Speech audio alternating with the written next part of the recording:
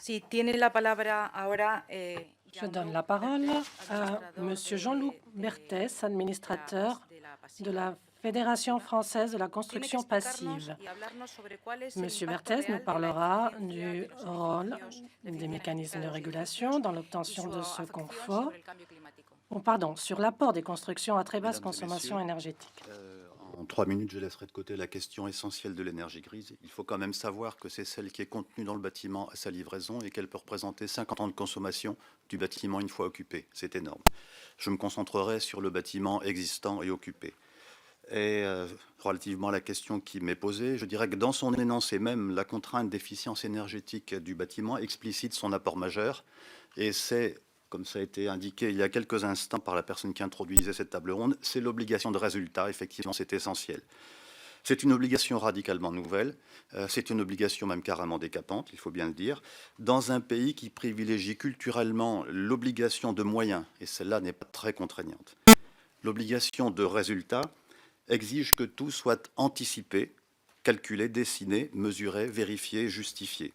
C'est une obligation qui exige rigueur et précision. C'est une obligation tellement décapante qu'encore aujourd'hui, chacun s'ingénie à s'en affranchir et que même le référentiel réglementaire, la RT 2012, entre les lignes incite à s'en affranchir un peu. Mais sans validation réelle, fiable et opposable, effectuée sur des critères objectifs, mesurables et vérifiables, une obligation de résultat n'est qu'un espoir ou une promesse, rien de plus. La véritable obligation de résultat induit donc une obligation contractualisée de mesure des résultats, sous le contrôle de tiers indépendants pour en garantir la fiabilité. C'est ce qui nous a été indiqué aussi en introduction. Cette obligation de mesure en induit à son tour deux autres également essentielles. D'abord, se référer à une ou des grandeurs effectivement mesurables. Ensuite, quantifier ces grandeurs au moyen d'unités fiables, stables et significatives. Sinon, c'est un coup d'épée dans l'eau. Première conséquence de cette obligation de résultat, l'élimination de la non-qualité. C'est une source de gaspillage durable et c'est une source de dérive sur le plan climatique, précisément, d'émissions. En effet, la très haute efficience énergétique du bâtiment est techniquement incompatible avec la non-qualité. On n'y arrive pas si on n'élimine pas la non-qualité. La culture de moyens permet la non-qualité. La culture de résultat l'exclut. Mais par contraste, elle en extériorise le coût, et c'est ça qui est intéressant. En effet, c'est l'origine d'un mythe tenace, encore vivace aujourd'hui. Le surcoût imputé à la performance énergétique du bâtiment n'est en réalité rien d'autre que le coût caché de la non-qualité du bâtiment conventionnel. Et cette imputation encore courante n'est rien d'autre que l'ombre portée de la peur de l'obligation de résultat. C'est ça qui est fondamental. Seconde conséquence de l'obligation de résultat, l'impératif d'optimisation fonctionnelle. Concevoir en fonction des résultats à atteindre et pas d'autre chose. Des résultats qui devront donc être vérifiés, des résultats qui doivent certes constituer une réponse pertinente à l'enjeu climatique, mais pas que, comme on dit aujourd'hui. Avant d'habiter la planète, en effet, un bâtiment est habité par des humains. Et la clé du bien-être de l'habitant, c'est l'air, sa qualité, son intégrité, son renouvellement.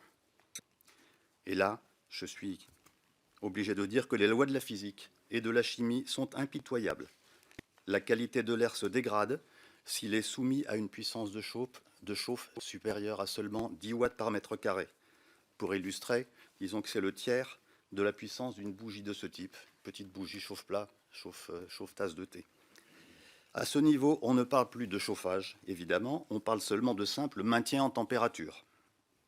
Cette performance, la vraie très haute performance énergétique et climatique, exclut donc la présence d'installations techniques dédiées au chauffage et à la climatisation.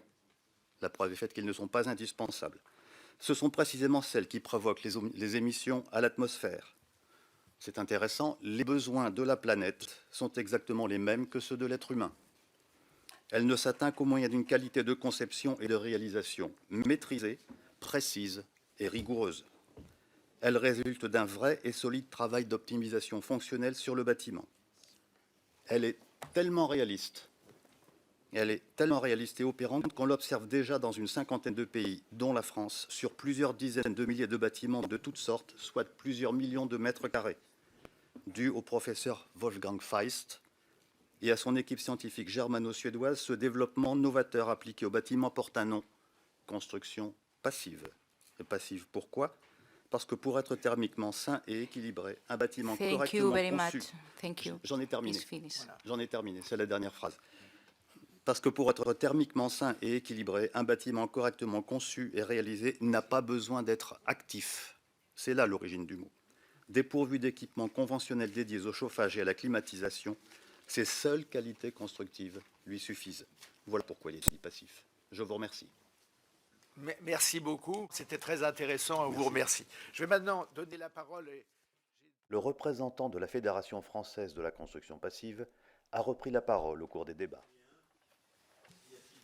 Demande d'intervention, monsieur. Oui, Jean-Loup Berthès, fondateur et administrateur de la construction passive. Juste, je voudrais attirer votre attention sur le fait que les bâtiments que nous construisons ou rénovons déjà aujourd'hui seront encore là à peu près dans le même état en 2050. On n'a pas deux chances de bien faire, et ça veut dire que, dans notre esprit en tout cas, il faut dès maintenant définir et ambitionner l'excellence, même si on n'est pas capable de la généraliser dès aujourd'hui.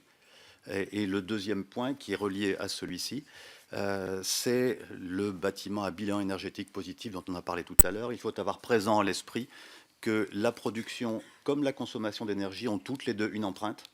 Et donc pour être vraiment optimum, et notamment à l'horizon important en 2050, il faut réduire cette empreinte globale. Ça veut dire qu'il faut minimiser autant qu'il est possible de faire la consommation pour avoir besoin de produire aussi peu que possible sur le bâtiment.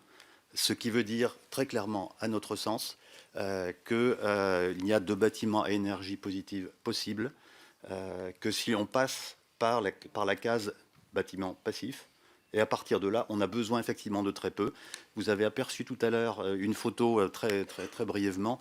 Ça montrait 4 logements passifs, récents, actuels, dont les résultats sont vérifiés et pas seulement calculés, vérifiés par l'expérience. Ils se contentent non pas du tiers de ça, mais du 10e de ça. Et le retour d'expérience des habitants, c'est extraordinaire. Je ne retournerai jamais dans un bâtiment conventionnel. Je vous remercie.